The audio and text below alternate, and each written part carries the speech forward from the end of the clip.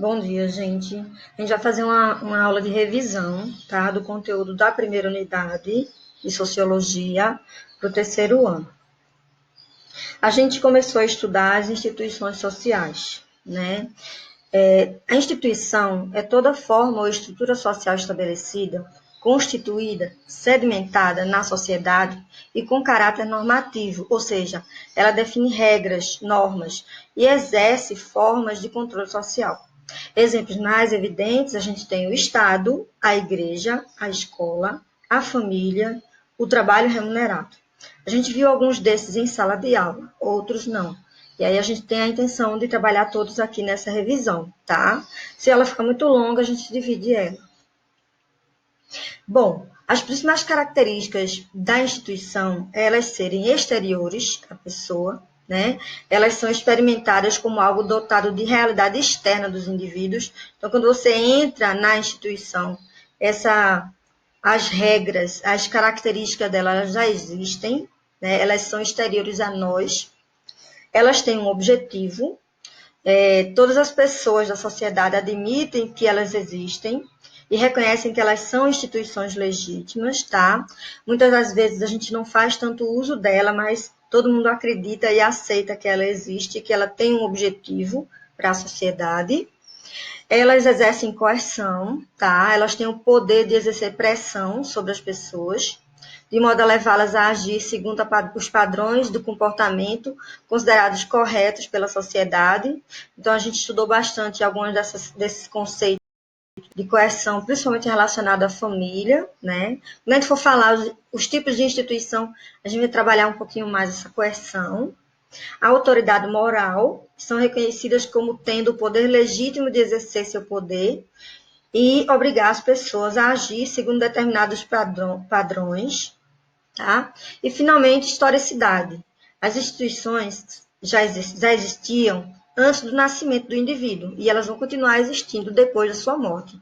E elas têm, então, uma história própria, tá? As instituições, elas normatizam os grupos. Apesar de dependerem um do outro, o grupo social e a instituição social são realidades distintas. Os grupos sociais são conjuntos de indivíduos com objetivos comuns, envolvidos num processo de interação mais ou menos contínuo. Já as instituições sociais se baseiam em regras e procedimentos que se aplicam a diversos grupos. Tá? Então, a instituição ela seria maior inclusive, do que o grupo. Então, a gente tem como primeiro exemplo a família, né? O pai, a mãe e os filhos formam um grupo primário. A gente trabalhou fez uma revisão rápida sobre o conceito de contato primário e contato secundário. A família, ela tem um contato primário, por isso ela é um grupo primário, tá? Já as regras e procedimentos que regulamentam as relações familiares fazem parte da instituição familiar. Tá? Então, como é que a gente se comporta, quais são as funções, como são as relações, isso aí é característico da instituição família. E aí a gente viu também, um pouco mais por alto, né, que a empresa, o trabalho remunerado é também uma instituição. Se for mais rápido, eu não dei tanto detalhe.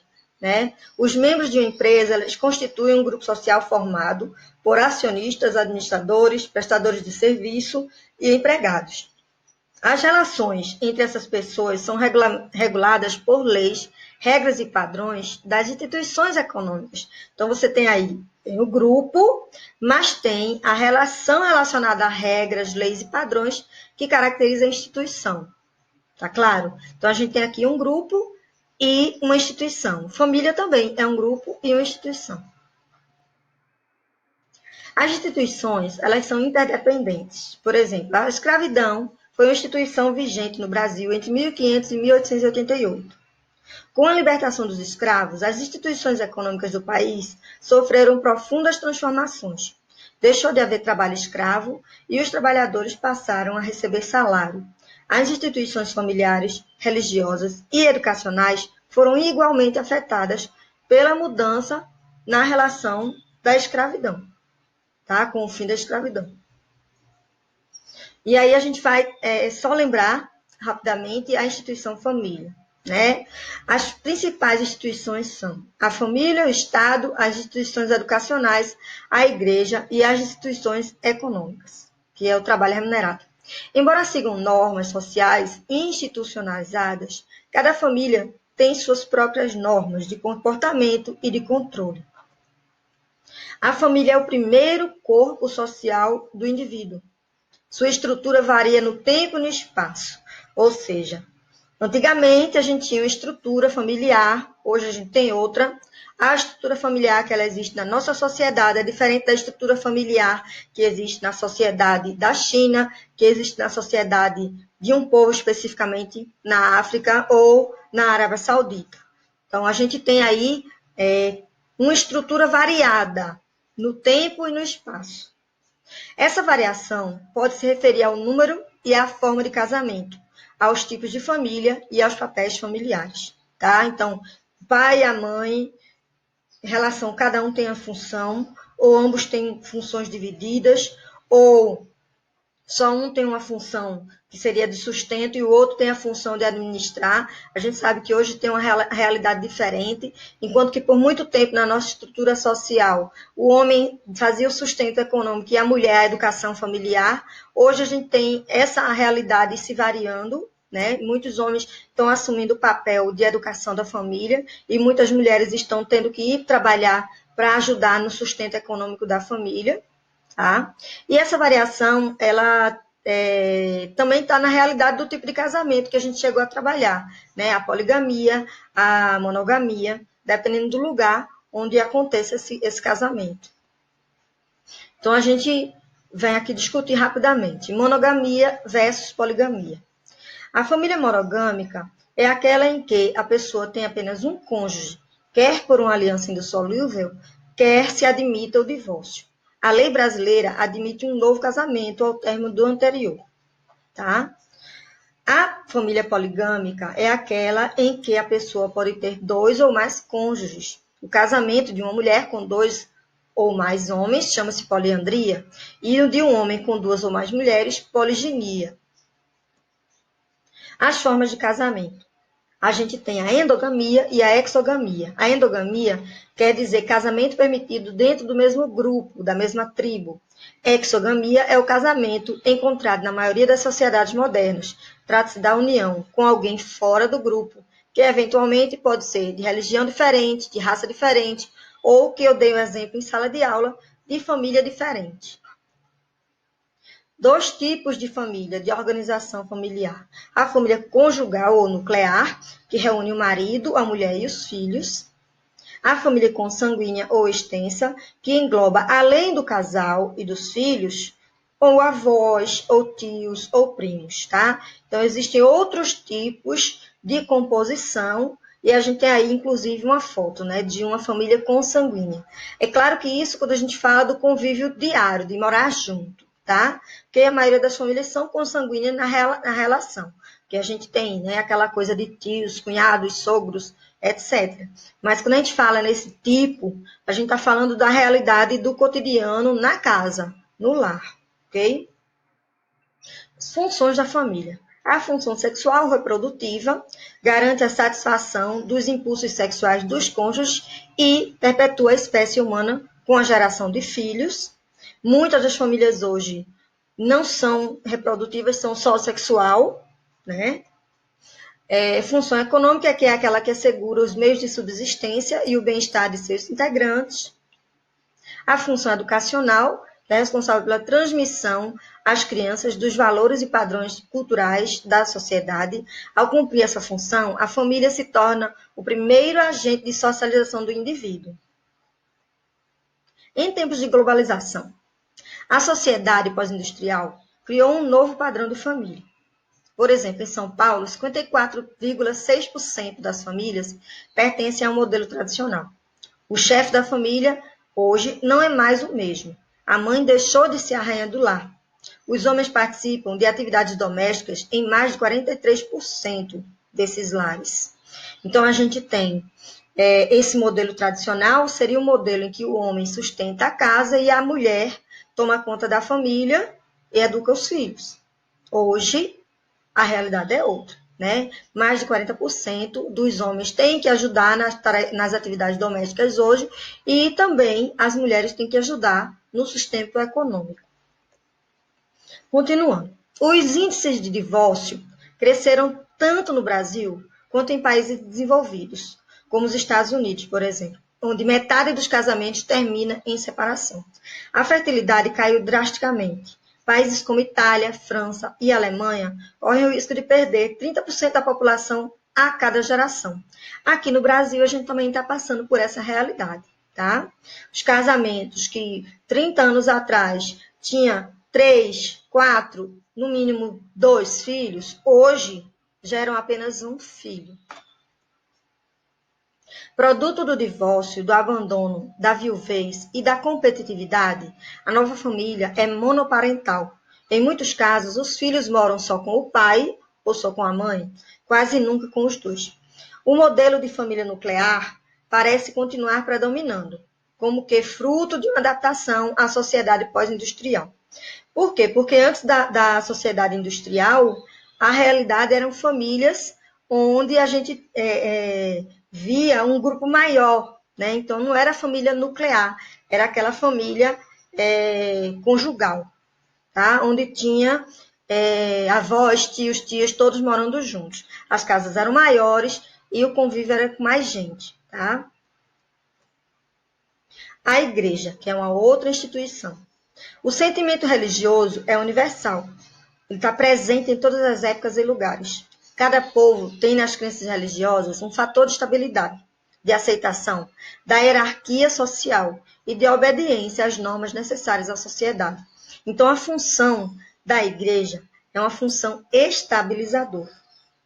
Mas, como em toda regra existem exceções, a reforma protestante, que vai acontecer entre 1517 e 1520, no Sacro Império Romano Germânico, atual Alemanha, a gente vai ter o contrário, né? Lutero vai fundar o protestantismo, lançando na Europa um período de rupturas e de sangrentos conflitos cristãos, que a gente chama de guerras religiosas.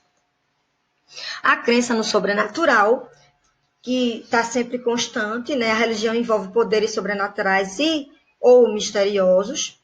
Ruth Benedict discute que, enquanto a origem das outras instituições pode ser encontrada nas necessidades físicas do homem, a religião ela não corresponde a uma necessidade material específica. A religião em um mundo materialista.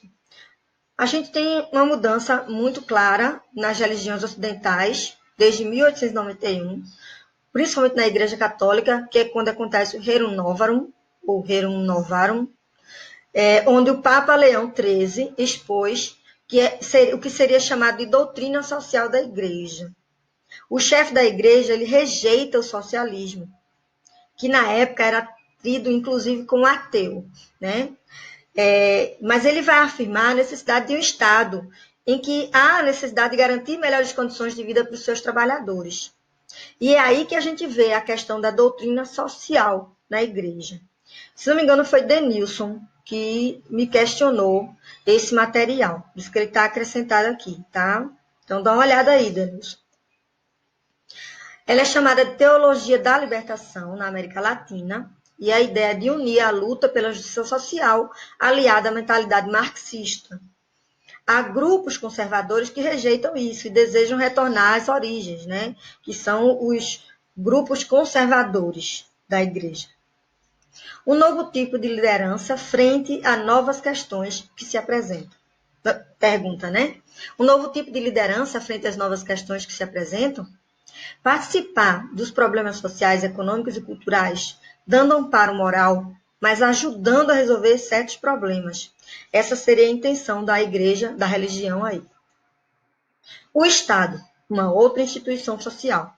Situações comuns que estão sempre no nosso dia a dia e que vão nos remeter à ideia de Estado, né? O imposto de renda, que é retido na fonte, ou seja, quando você recebe o salário, uma parte do seu salário já é descontado esse imposto de renda.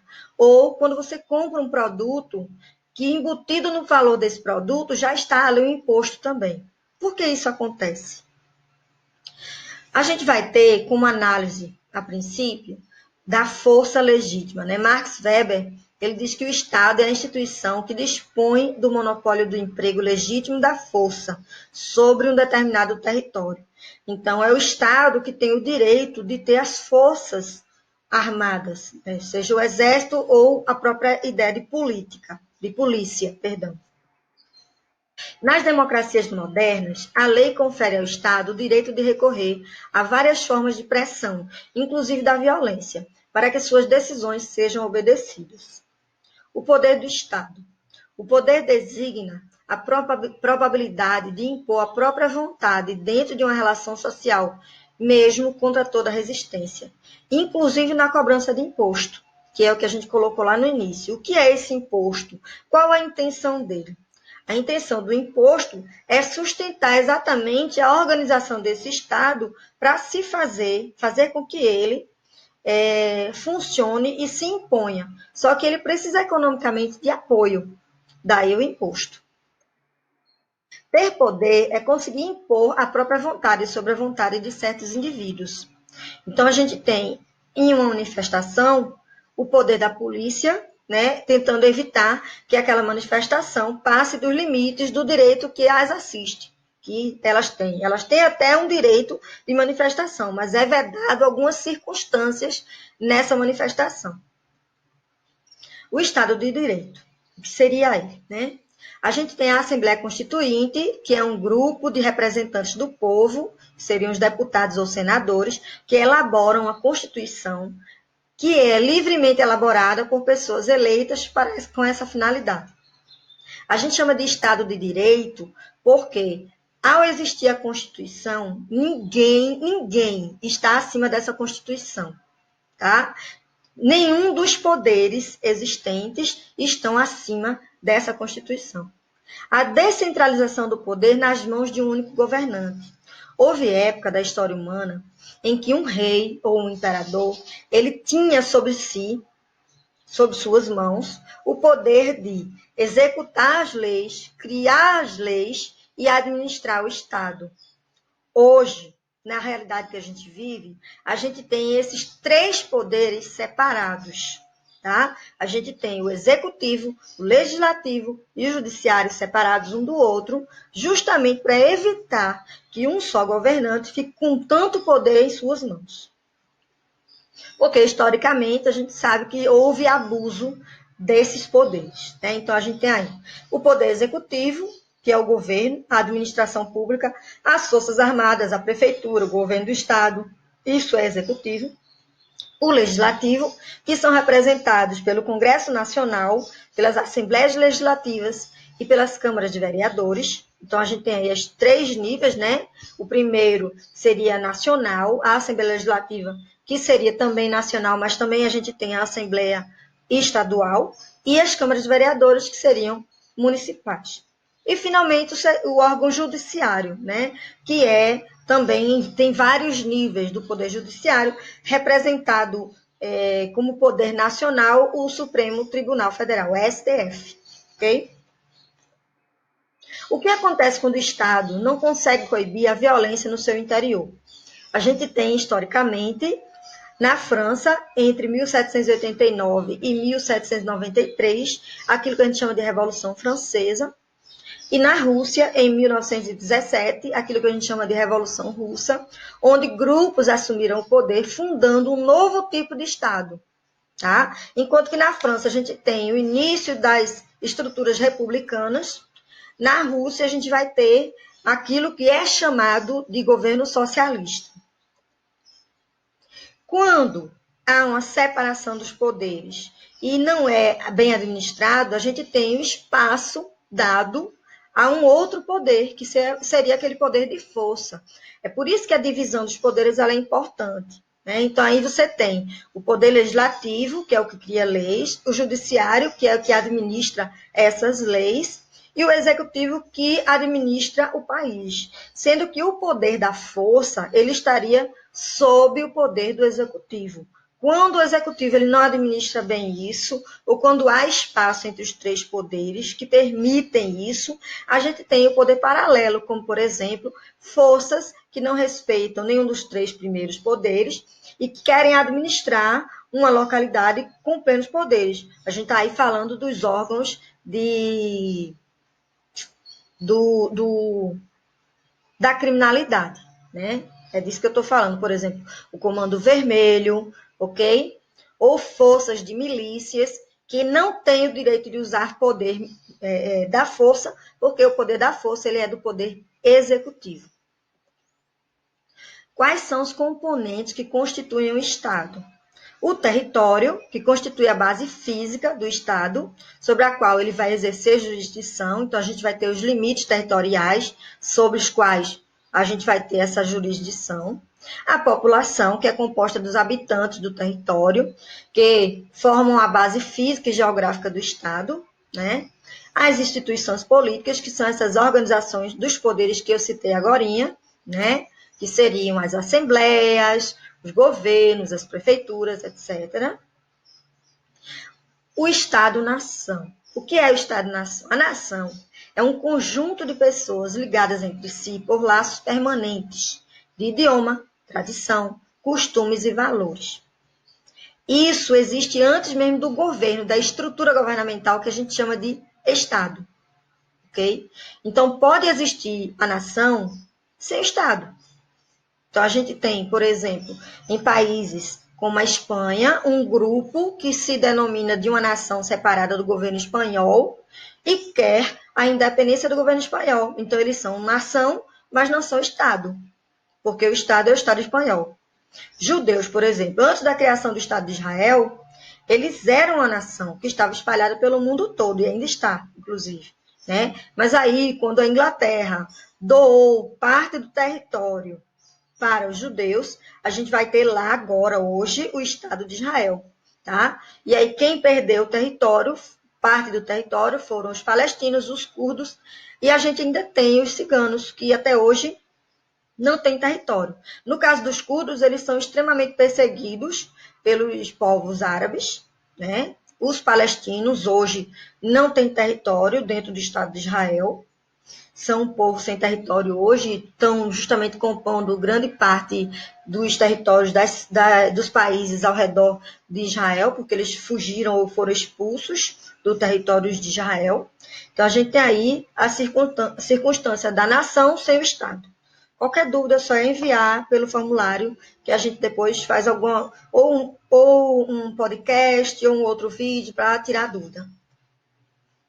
Estado e governo. O Estado é uma instituição permanente de longa duração. O governo, em contrapartida, é apenas um componente transitório do Estado. O governo muda, mas o Estado continua. Como o Estado é uma entidade abstrata, que não tem querer nem agir próprios, o governo age em seu nome. Nas democracias, a base da organização é a sua Constituição, conjunto de leis que ordena o Estado. Então, quando a gente diz que o Estado é o Estado brasileiro e que o governo é aquele que foi colocado na eleição de 2018, a gente está aí fazendo a distinção entre Estado e governo. É a Constituição que atribui legitimidade aos governos das sociedades democráticas. O não cumprimento dessa Carta Constitucional torna os governantes ilegítimos e passíveis de serem destituídos, como é o caso aí da história do impeachment de Collor, né? Ele cometeu um ato que não era para ele cometer, ele fez o uso indevido da estrutura do governo e isso causou o impedimento dele e a retirada do papel de presidente dele. Os três poderes devem andar em harmonia. Cabe ao Poder Legislativo criar novas leis ou modificar as leis já existentes. Enquanto que o Judiciário é que vai fazer essas leis serem aplicadas e o Executivo é aquele que administra essa estrutura do país. Os três, eles têm que andar juntos. Por isso, tantos acordos políticos entre essas três instâncias de governo. Qualquer coisa, qualquer dúvida, gente, é só enviar no formulário que a gente vê como é que a gente faz para tirar a dúvida de vocês, ok? Esse material foi retirado do livro de vocês de Sociologia, que eu já compartilhei no Classroom. Qualquer coisa, se vocês tiverem dificuldade de acessar, só é falar comigo, ok? Tchau!